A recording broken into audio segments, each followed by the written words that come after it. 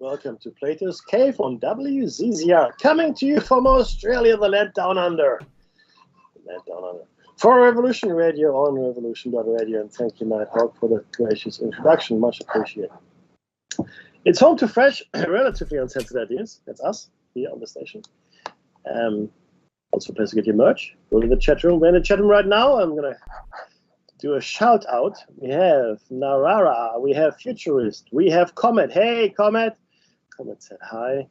And Jerbear, Chic, Futurist, Omega Logos. And that's as far as I'm going to scroll right now. So if you're not in the chat, please get in there. It's always fun. It's a lively conversation. You might even find your soulmate. Now, the station is not actually supported by any governmental or NGO or organization or anything like that. It requires you to support it.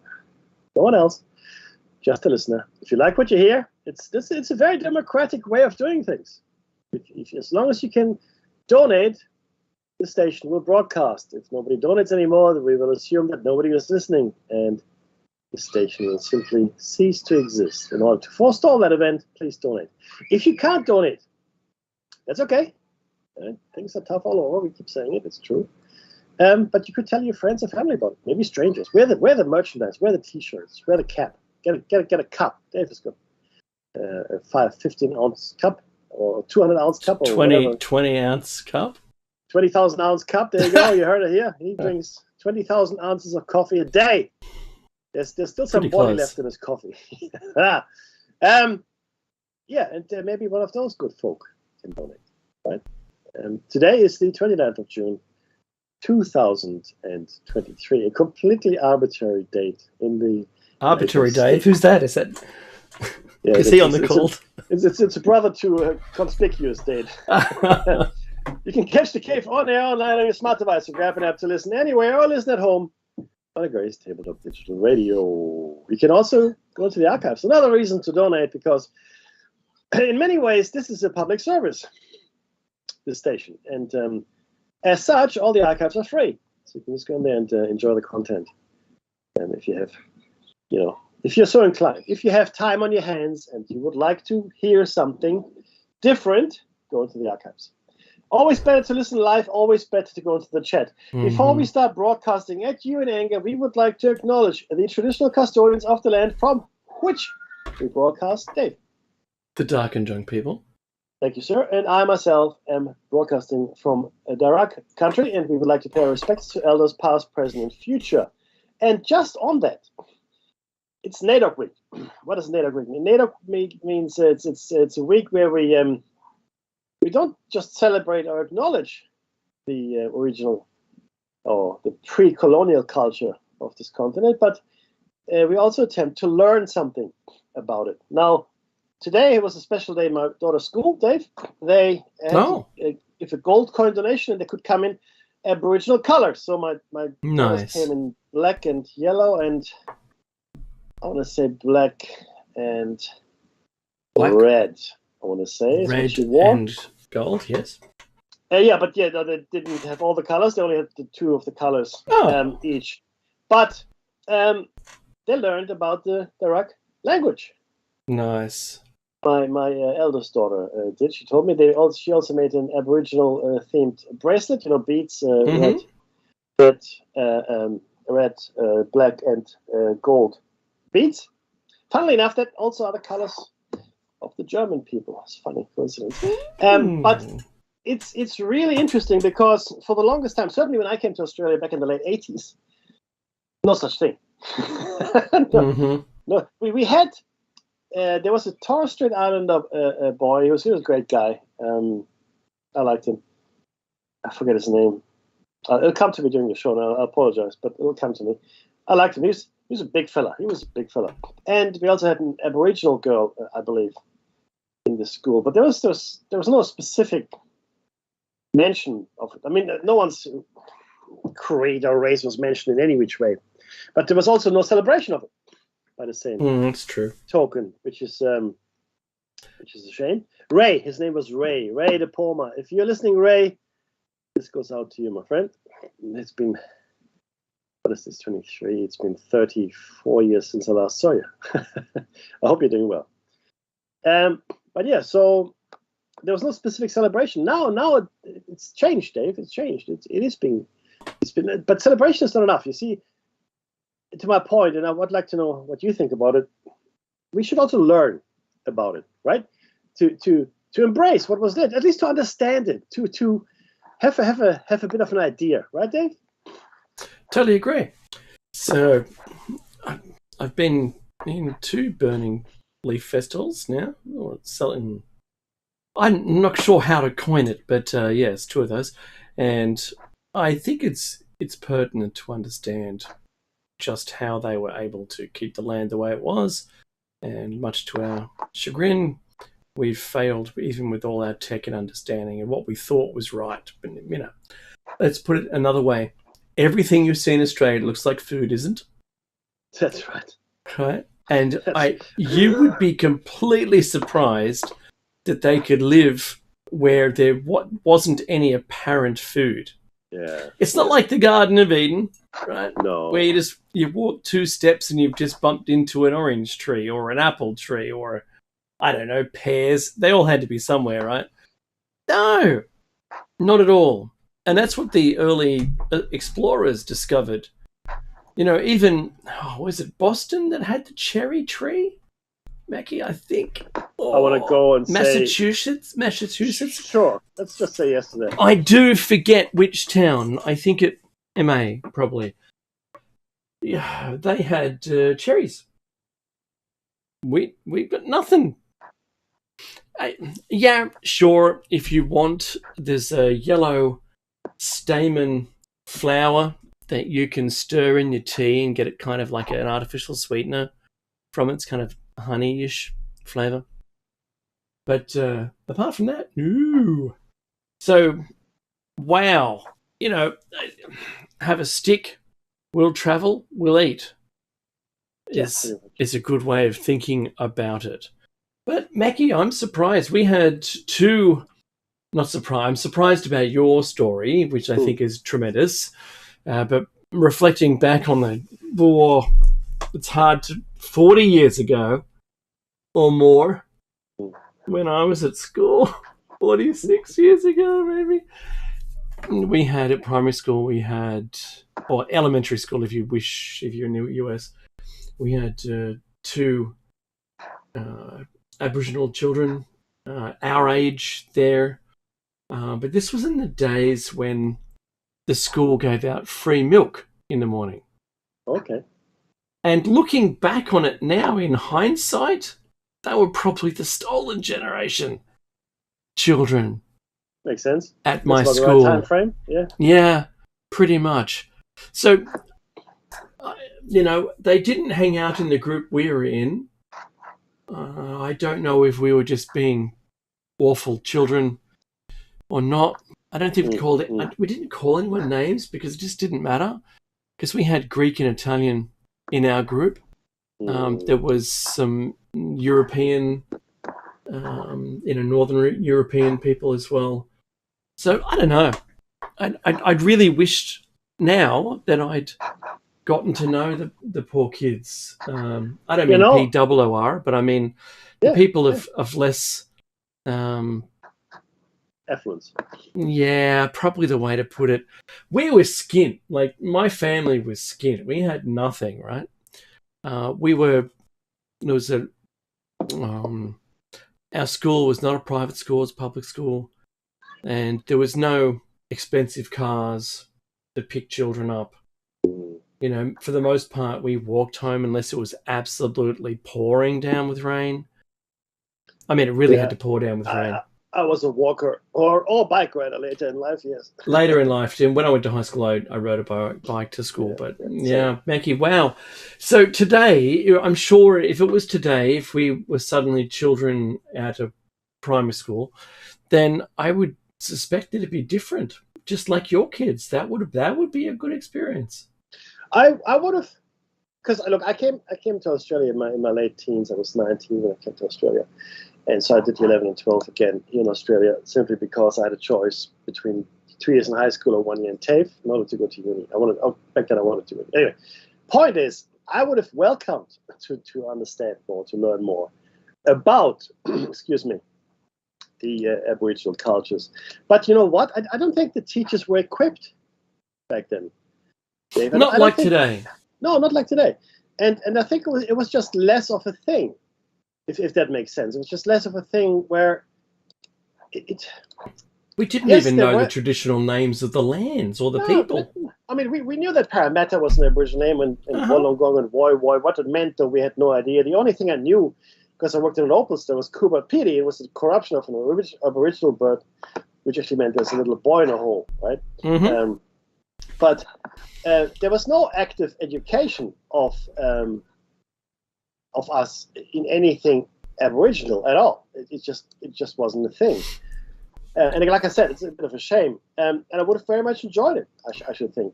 Because, yes, it was more like a tourist thing, if you know what I mean. Mm-hmm. Yes, there it is. That's the Aboriginal thing. And you would see Aboriginals playing the didgeridoo down Circular Quay.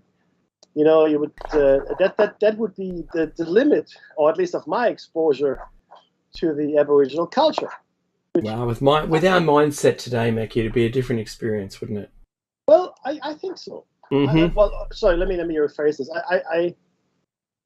I hope so, right? Yeah. Because I mean, you can never ever tell unless you're actually in the situation, right? I mean, it's we can sit here high and mighty and hoity-toity and say all these things, never know how it will actually play out in reality, if you know what I mean.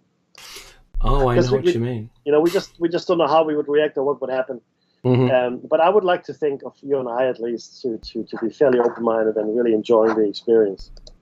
I'd like to think that's the case. Well, when I met the Daruk people elders, Mackie, that was amazing. Well, I know I've said this on a prior show, but I said, look, it's really good to be in Daruk land here. I said, he goes, so where do you come from? And I said, Darkinjong. He goes, oh, the Central Coast.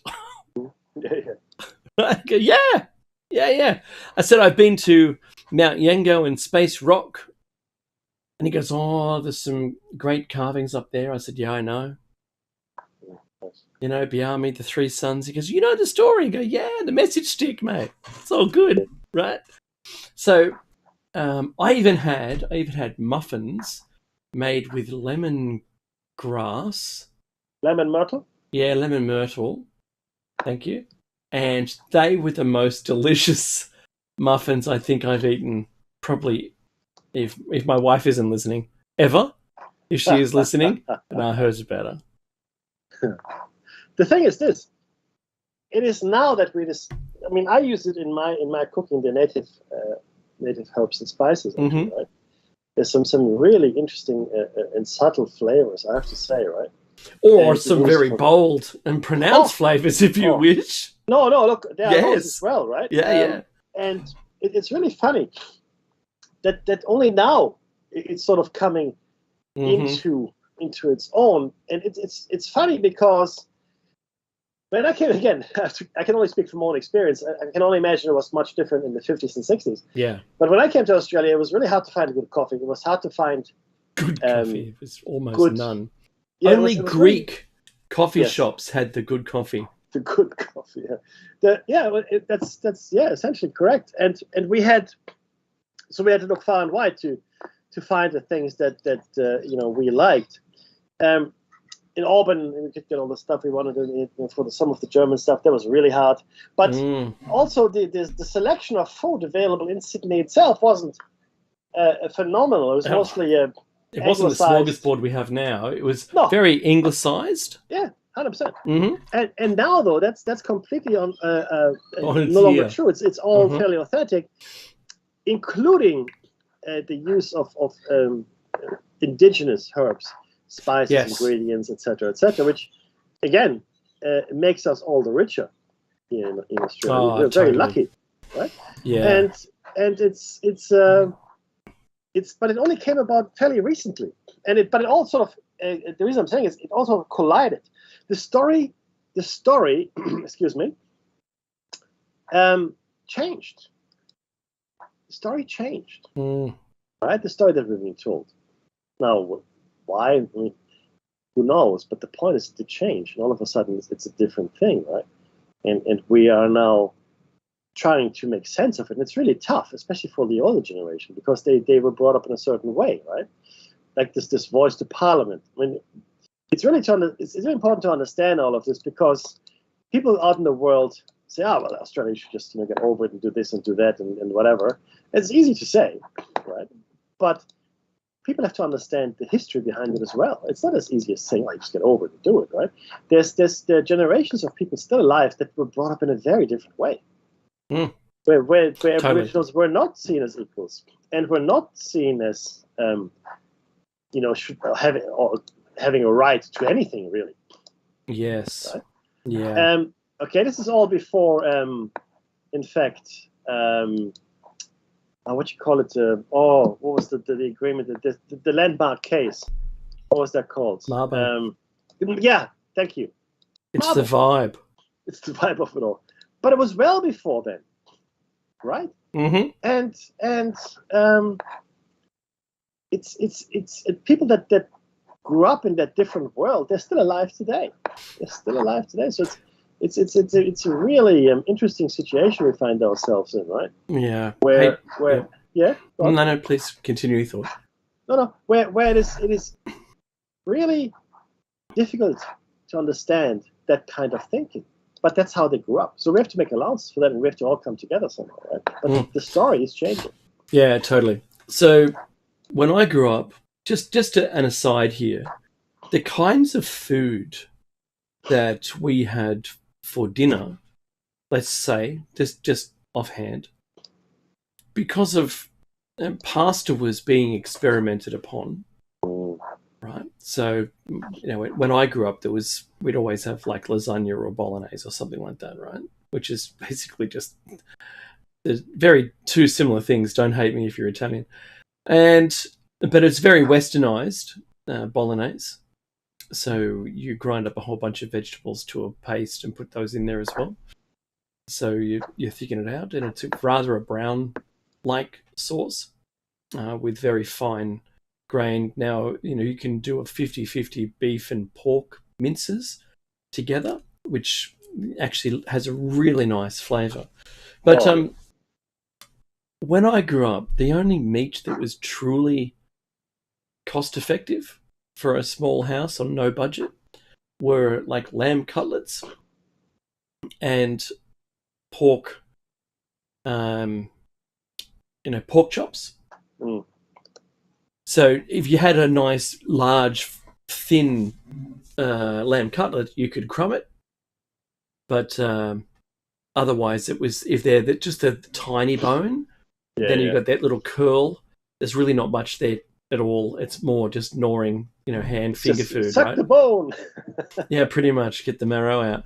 So that's in the olden days, right? That's what we used to do. Yeah. But you only had a couple of vegetables. There was no real sauce that went on anything. And that was the style at the time because everything else was too expensive. There was no eye fillet. Yeah, no. I'm sure it existed because, you're still cutting up the same creatures. But beef wasn't primary. It was lamb that was primary. Yes. Oh, yeah. Mate. Lamb was so cheap in Australia. Not anymore. Not anymore. No. But it really, really, really was very, very, very, let me say this again, very, very, very cheap. Right? Today we have chicken, which is as cheap. So chicken is the majority of the meat you'll probably eat at home today. And because it is, honestly, it goes the furthest for the amount of money that you spend for a family to feed them. Look, and that is look. And you boil a carcass afterwards, you get some, you get some nice broth off that, right?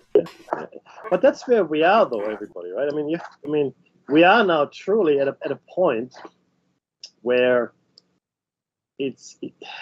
what can we make stretch? What can we make last? Mm-hmm. Like in the olden days, almost, right? Because things are really expensive. Things are really, really expensive, and I know I keep saying this, but I tell you, man, it's hurting. Yeah, it really is. It really is. Could you imagine if like Meki and I aren't. We're not, on the breadline. No, So no. we still have choices. But for those people who don't have choices, then this would be struggle street right now. And I'm going to say that there's ways to. Like, just remember, you don't have to eat until you're full. That's kind of a very wealthy way of thinking, right? Just eat until you can't. Oh, I couldn't fit another thing in. Not every meal is Christmas Eve, right? Christmas dinner, right? So, and you're not carving the ham and just sticking the knife back in the ham because you know you're going to be past there in another 10 minutes and just take another piece off the ham, right? No, this is a whole different world. And my grandmother taught me some very important ideas around cooking. And, Meki, what do you do with the carrots when you get the carrots? You buy carrots, you're going to cut them up. You either cut them across the length, so you make small little circles, or you cut them into, you halve it and quarter it long ways, and then you get some nice, like, sticks. Carrot sticks. Well, before you do that, how do you prepare your carrots? I'll usually peel them. There you go. And thank you for leading correctly into this. So, during the Depression, there wasn't food.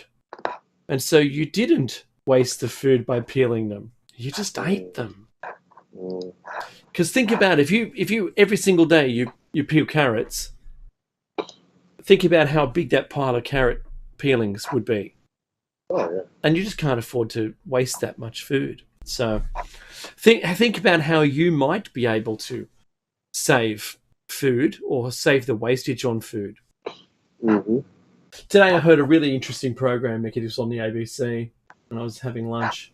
Pertinent. It was that food standards guy was there, and they was talking about sashimi and what can you eat that's raw and what can't you eat when it's raw, and how long can something have been cooked for and left out, and what are the worst contenders for getting food poisoning. Yeah, nice. What were the worst? Rice is the worst.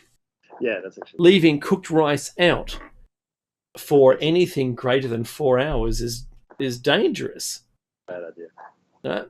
It's okay if it's still in a, say you had a steamer, it's still in a steamer, it's fine, that's good. But the any meat that is a single muscle, the interesting fact around it, if it's red meat, you only have to sear the outside because that's where the bacteria is. And you can eat the rest of it as long as the outside is completely seared. You can then, cut it as raw as you like, pretty much. Yeah. There was a guy apparently that just got a T-bone steak and ate it in a restaurant without it even touching the fire, fridge to plate. But apparently this guy had been doing this all his life.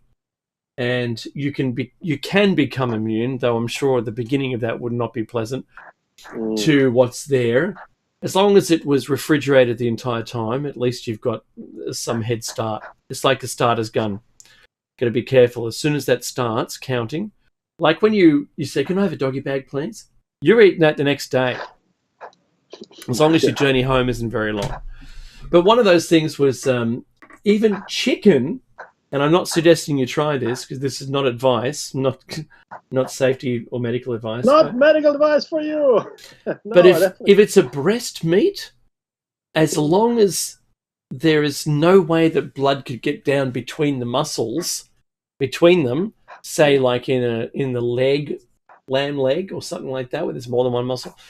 If you can slice it, there are parts of the world where as long as you've treated and washed it and cared for it and refrigerated it and you've only pulled it out clean and sliced thinly, that you can eat it. I'm not suggesting you do that because I think it's a very dangerous situation to put yourself into because food poisoning is the worst.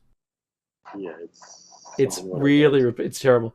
But anyway, so what it did just reminded me of all these things that you can and can't eat. And the fish, the raw fish, in your sushi roll. You can eat the fish. So you bought it at lunch. It's not refrigerated. You take it home and you go, oh, I'll eat it when I get home. Really bad idea. You can eat the fish, but don't eat the rice. That's the truth, my friend. Isn't that crazy? Because there was this kid, right? This kid he lived, I think he lived alone or whatever. And he bought Chinese fried rice, and it was delivered. He didn't refrigerate it, and he ate it the next day, and he died apparently. Yeah, that can happen. He just left it out. I know. I don't know the conditions of the house. I don't know whether he had air conditioning or not. But let's just say it wasn't aircon, and it was warm. So, and look, I had to put all those things out there because I had like a food day today. We made. So what does that? Hang on. What does that mean? How did you have a? Oh yeah, well, everything seemed to be going around food. So, okay. You know, the radio was playing the food things. My wife and I were talking about what are we going to make for dinner, and then she'd already cooked. She'd already cooked these chicken pieces up, and we reheated those in a pan, steamed. They already had a sauce and everything, like a barbecue rub on the small pieces, but steamed them back to fresh in a sealed pot, and then we made the tortillas. So Belinda made the pastry for the tortillas or the dough, and I've got a cast iron tortilla press, and we pressed those and cooked them up, and oh man, that was so good. That's good. And look, it just reminds me, it doesn't take much to make your own all of your own elements to the meal. Yeah, look, that's exactly right. It's all. So we have forgotten, Dave. And this is maybe something when NAIDOC Week might be like a nice reminder as well, where you learn about more basic things. But cooking, there's nothing. Oh, sorry, I shouldn't say nothing. It is actually pretty straightforward and easy, right? Now my family come over. I cook usually for 12, 15, 16, even 20 people. I cook for more. I enjoy it. For me, it's a whole day effort. Yeah. Right? I make 6, 7, 8 different dishes, whatever. And people, oh man, that's so hard. I said, no, it's not hard. But then my brother-in-law said something very true, which is it's not hard if you know what you're doing. Mm-hmm. What we have forgotten is learning about it. That's what we've forgotten. We've forgotten that there are things that are worthwhile not forgetting, for want of a better word. We should remember these things. We should remember what our grandparents took for granted. Yeah. My grandfather, he was a forester, right? That meant all day he was out in the forest, walking around, marking the trees, whatever he did, right? And then he would come home, or he would breakfast, but he would come for lunch at the same time, or every day he would come home and expect lunch. And my grandmother, lo and behold, she would make lunch, yes, believe it or not. And that was the thing, right? That was what the expectation was, and that's what happened. So he got us lunch, and then there was dinner. No snacking in between, so he never really was overweight in his life. Mm-hmm. But that seems to be no longer a thing, right? We're no longer doing that, right? It's not something that where we go, oh yeah, that's we go out now, or God forbid we get some of these. I guess what are they called? The oh my God, the freezer meals, right? Mm. And that's awful. I mean, yes, once in a while because you have to. I get it. I mean, I understand the pressure of time. Don't get me wrong. Absolutely, right? But for the most part, let's just try some fresh food. How's that? Let's have some fresh food. Why not? Right? That would be nice to have some fresh food, and fruit and vegetables. You know, where my kids a few years ago were sick, and this is all about the narrative we're putting out there. A doctor came over. You know, we got this home call service. I can't remember what it's called, and anybody can use it, by the way. This is not us specifically. It's just something that's available in Australia. And he said, oh, you just make sure your kids eat fruit and vegetables. That was his medical advice when my kids were sick. Dude, what do you think I feed them? Right? Of course they're getting fruit and vegetables. What else would I, seriously. This is another kind of food? Like what? You know. Uh-huh. So I found that interesting. That was his medical advice. This is a doctor. I mean, Gold. I'm expecting you to tell me something here, right? No, you should feed them fruit and vegetables. Okay, thank you. I'll take that under advisement. Well, look. I think the point the doctor was making was valid, and it's still it's. I know you know, but it's still something that I don't think very many of us realize what we do. So remember, there's probably easy a couple of million books that teach you how to make something. Yeah. I'd probably say a couple million. It's quite easy, and the instructions aren't complicated, but they're repeatable. No. Yes. And that's the beauty of it. So you don't have to do anything outside of the instructions, and it doesn't take much in the way, well, like you just need some measuring implements, so it's repeatable. You do need to buy the things that it suggests for the menu.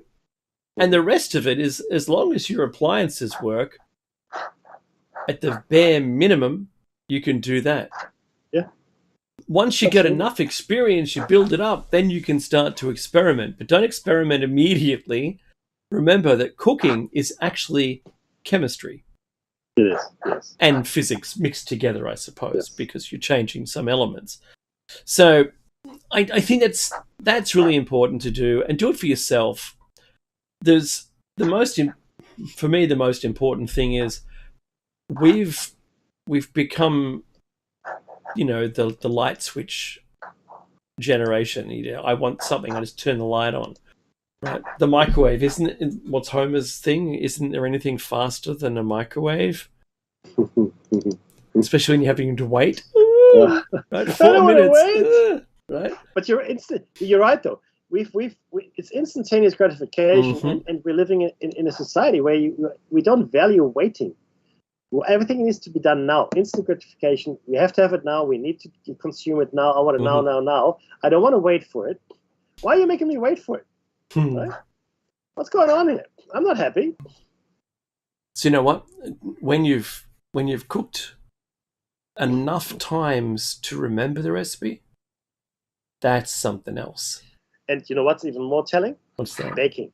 If you can bake without a recipe, because cooking, you're right, it's chemistry, but it's also art. So you can spices, salt. I mean, that's up to you, right? And it'll come out okay. It'll come out different every time if you don't use the recipe, but you can eat it. If you don't follow a recipe in baking, I say good luck to you. That's a whole different thing. I once swapped the 2 packets in a packet cake mix, and I'd accidentally cooked the icing, and while I was waiting for the icing to cook, I ate all of the cake mix. You should. I'm serious. Serious. And when the oven went ding, I opened it up and it looked like a lung. It was so terrible. I still ate it because I knew what the ingredients were. It wasn't going to kill me. It's food, I'm telling you. Right. But I'll tell you, my wife just doesn't like that I would use a packet to do anything. But Mackie, I'm going to say, I know families who, there's that 4-burger McDonald's meal offering that's there. Feed the family for, I don't know, $30 or $26 or something like that. With $26 worth of ingredients, you can cook a reasonable meal. Yes, you can. And, it won't have all the salt or the sugar in it. Because have you ever, how, if something's too salty, you add a touch of sugar? And if something's too sugary, you can add a touch of salt just to bring it up. Imagine how big the scales would be on that specific brand, the aforementioned brand, if you were pouring them into 2 sides of a balance scale. Oh, we're talking industrial now. That's what that is. This is now an industrial undertaking. Okay, this is no longer. This is a factory. Oh my! It'd be, yeah. I'm sure you can see it from space. In fact, the aforementioned brands specifically is no longer allowed to call their buns bread. It's actually spun sugar. It has that much sugar in it. Yeah, that's right. And you know how this is actually important. And again, everybody, this is Plato's Cave, so we talk about things that are important for your lives as well. The quality of bread is determined by how quickly it burns in the toaster. Let me explain. If you take a toast bread, like the sliced, I guess the squarish type bread, right? The toast bread that we all get, the factory produced stuff. In the plastic wrap in the supermarket. Oh yeah, 100%. That's the one. If you put in anything more than 2, it'll turn to charcoal. Okay. Really quickly. Very quickly. I buy my bread from an actual baker, and I get German rye. I get sourdough, I get a whole bunch. It lasts, actually, even cut, even sliced, it lasts in for 2 weeks, believe it or not, 2 weeks. Yeah. Anyway, I have to toast it on 6 to get it toasted. Yeah. What that means that the sugar content is very low. That's right. Of this bread, okay? The refined sugar content, because that's what makes it burn when you do it. So don't get the bread that toasts on 2. That caramelizes. That's all it does. Oh, what do you call this? It's bread. No, we call it coal. Coal. So yeah, no, we're making diamonds here. Shush. It's a really good trick though to know if you want to test the quality of your bread. Similarly with other things, the more sugar it contains, and especially refined sugars, the quicker it will burn. Turn to charcoal, right?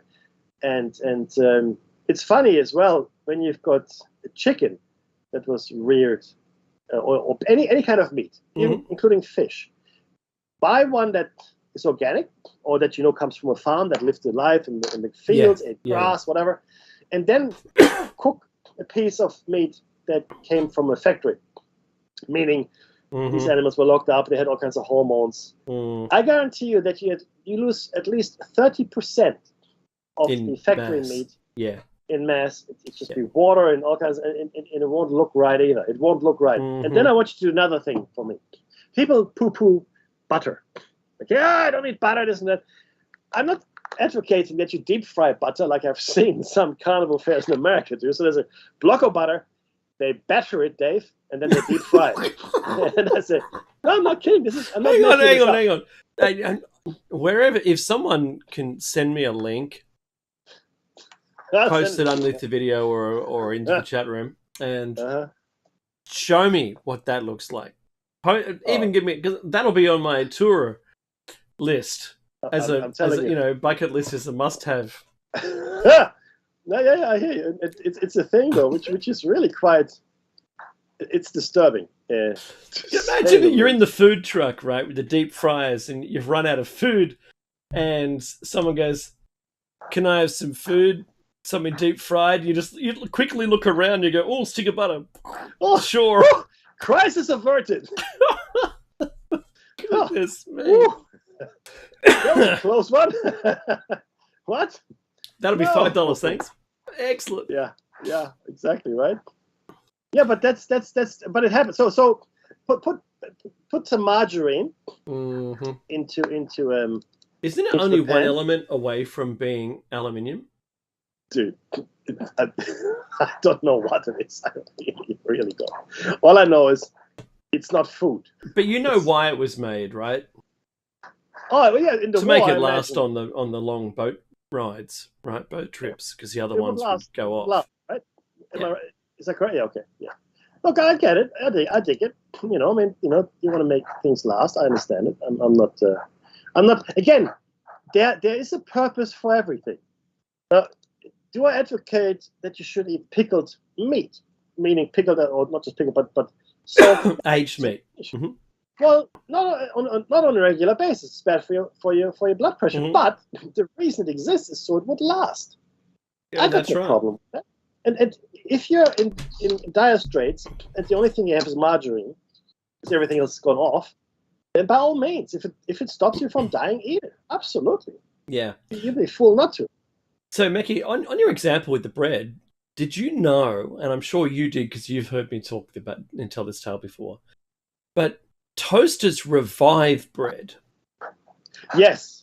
Yes. They revive stale bread. They don't just make it like this, where you can just knock on it, right?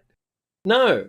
And that's they actually revive the bread back to softness from being partially stale. Oh, very nice, Fleeced. He says they have just posted something interesting into the chat. So that was my turning point in my life. Was one of them, very bendy road, was that I discovered that old homemade bread, real bread, not even, store made, just homemade bread, actually revives with toast as a toaster. And did you know there's actually a meal from Victorian times, Becky, where you get 2 slices of untoasted bread and you put a slice of toasted bread between, but you don't butter anything.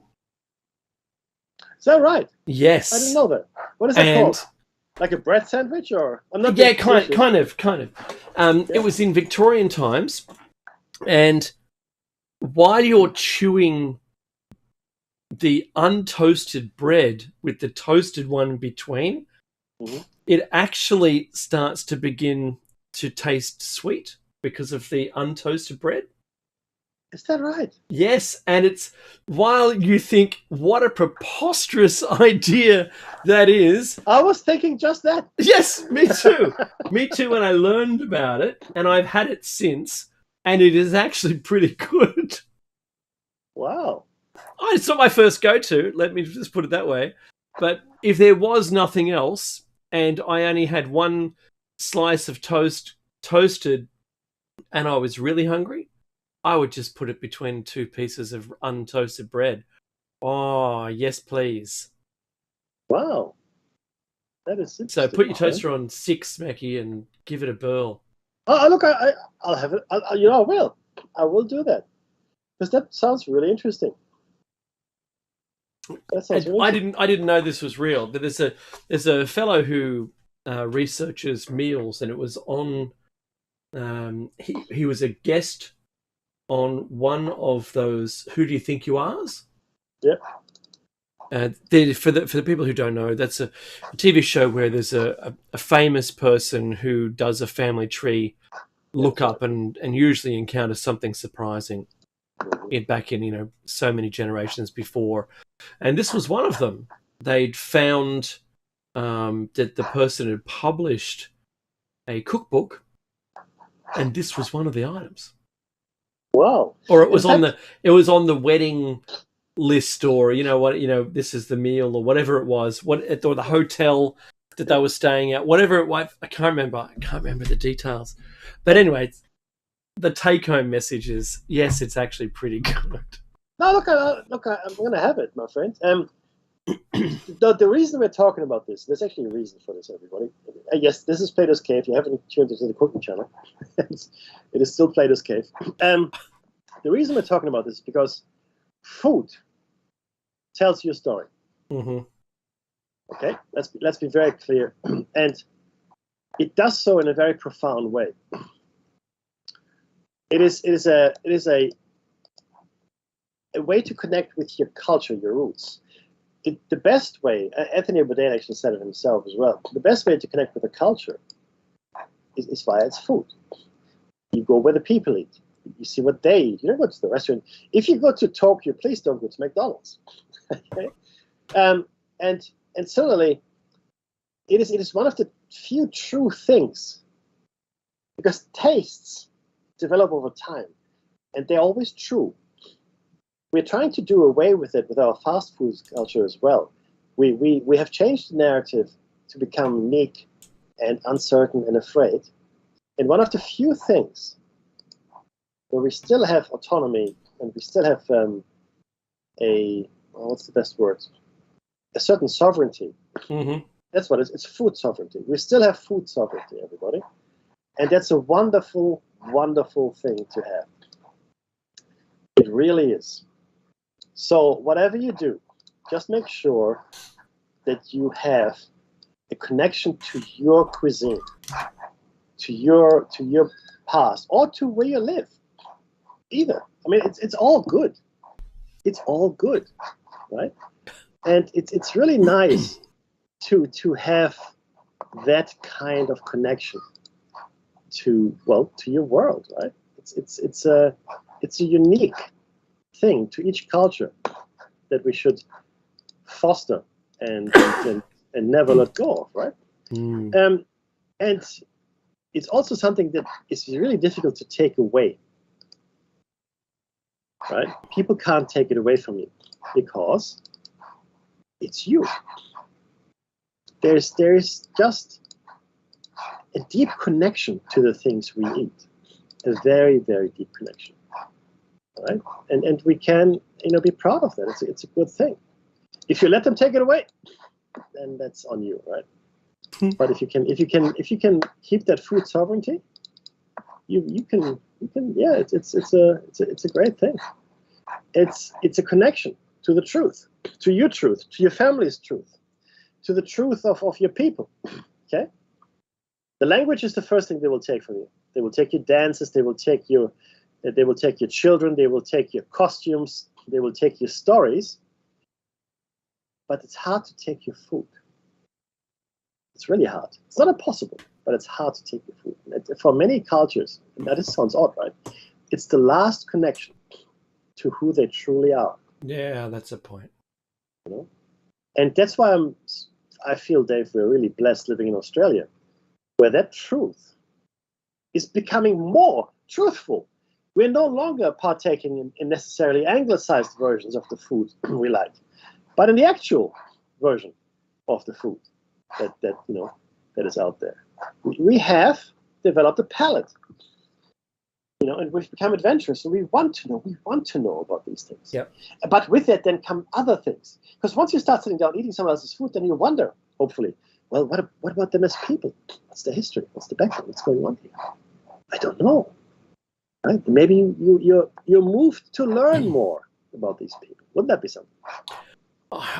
Mackie, I'm trying to get back to a kind of living as far as cooking and sourcing food that is techless as possible. I know we have a kitchen full of appliances, let's just say, and there are a lot of convenience in those appliances, but you know what? I still cook. Rather than cooking, on the surface of the stove, trying to, broil or fry, shallow fry, I'll do it on a barbecue. And I'm a big fan of the smoker. I've got a smoker, as well as like a 7-burner stainless steel barbecue. And I've even piped the smoke into the barbecue, so I can do both at once. Awesome. Yeah, it's so good, and I'm just trying to get the full understanding more so, and flavor sets, and what does it take? Because it doesn't matter where. If you've got barbecue skills, you can cook anything anywhere. Yeah. And I don't mean just a hot plate, or a griddle. I mean, if you've got skills to be able to do layered puddings and things like that, invert the pudding, after the self-sourcing kind of things. If you can do that in a barbecue or in a barbecue situation, that's fantastic. Oh yeah. Because you're branching out, right? So from a controlled environment to a semi-controlled environment, it's tough. And I dare to adventure further, Mackie. That's what I'm saying. We all should. It's a good thing. It's an excellent thing, in fact, right? We should all. I've got the ability and the means to play that way, right? And I really enjoy where it goes. I think I'm gonna have to now use more indigenous elements to my cooking. Yeah. Because makes sense. if you open up the pantry in your house, stare into it for a minute and think about what you would miss the most if our civilization went upside down. So what can you replace that with? The thing you like the most? That's a good question. I want to say, yeah. I mean, that's a good point, because the thing is, first of all, let's say you're right and the supply chain breaks down, right? For argument's sake, and you don't get whatever you used to get from Europe or Africa or America, whatever. So you're now stuck in Australia. What indeed would you replace it with? Right? That's actually, I love that. That's a really great thought. So, and all of a sudden at that point, Aboriginal lore, right, First Nations lore, would become very, very important, because they would have to teach us. Well, there was something, I didn't know this, but there's actually something called a bush apple. It's like an apple. Yeah. It's only the size of a cherry, right? Mm-hmm. And the lady asked the elder, why doesn't anybody eat this anymore? Well, why would you eat this when you got an apple the size of my fist? Why would you eat it? Do you know what I mean? Mm-hmm. Because it has been replaced with something, right? Of course you wouldn't eat it, because I can get an apple the size of my head if I really wanted to, right? But she goes, this tastes just like apple. It's because it's a bush apple. It's an apple. It's just a small, tiny apple, right? In fact, most of the things that we buy in the supermarkets or even the organic grocery stores, they are hybridized, domesticated plants. I remember going into the forest with my grandfather in Germany, and he showed me wild strawberries that grew on the forest floor in We've got those at my place. But they're tiny. Yeah, they are. They're the size of a fingernail. Yeah, the little fingernail on your hand. Yeah, and they're so strawberry-y. They're really nice, and when I had it first, I go, wow, that really tastes like strawberry. Well, that's because it is. It's strawberry. And then we had blackberry bushes and all kinds of other berries and whatnot, and also mushrooms. But so you can forage, and if you forage, that's what it used to be like. We've even got wild ginger here. Oh, is that right? I didn't know that. Yeah. So we got wild ginger and bush strawberries. And my dad used to have a bush lemon tree, and the pith was about, let's say, half an inch thick. Wow.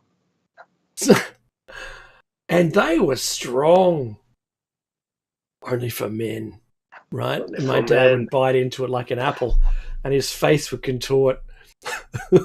It's like the turnip. No, what was it? The turnip juice or lemon tree episode? Oh, it was the sweetest fruit of the time. The lemon tree. Yeah. What? Wave your arm, hurt a boy. Victory. So, yeah. So my dad he was very brave and ate those, but that was what he liked. So, my daughter eats lemons. She just cuts them in half, gets a spoon, eats them kind of like you would. What's the bigger thing that looks like a lemon but tastes hideous? Grapefruit. That's the one. That's the hideous one. Is that right? You recognise the description. Kind of looks like a lemon. It's bigger and tastes hideous. You're not wrong. It is a bit bitter. With a pound of sugar, I don't think it's going to make it any better. No. But you can get the really large grapefruits. They're quite nice. I gotta say that they're okay.